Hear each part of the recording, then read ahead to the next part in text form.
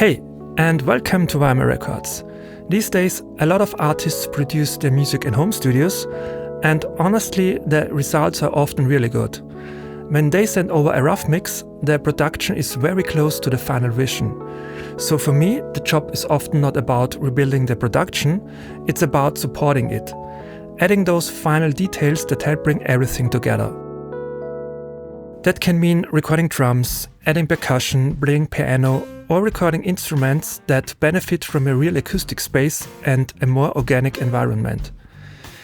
In this case, we already recorded acoustic guitars a few days earlier. I can't play the full song yet because it hasn't been released, but I can open the Logic session and show you some of the drum work I did for the production. The drum programming already sounded great. The samples were well chosen and matched the atmosphere the artist was going for. I've already produced a full record with him, so I know the kind of sound he likes. Very organic, open and detailed. And that was important for me. I didn't want to replace the original drum sound, I just wanted to add a few extra layers that could help certain elements speak a little bit more inside the mix without losing the original character. Because for me, production is not about fixing everything later.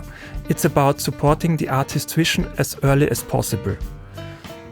One example was the snare.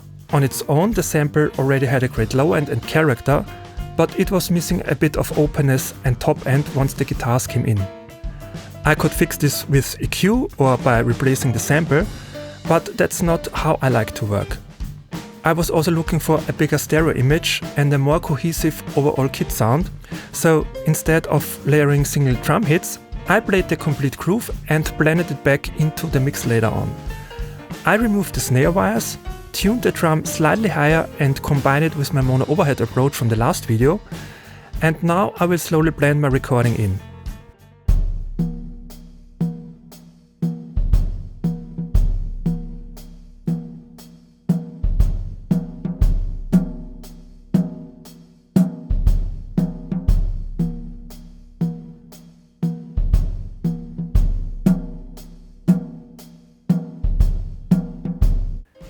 You can hear how the snare keeps its original character but gains a little bit more for depth and dimension inside the mix.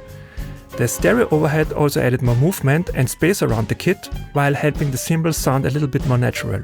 So let's take a listen.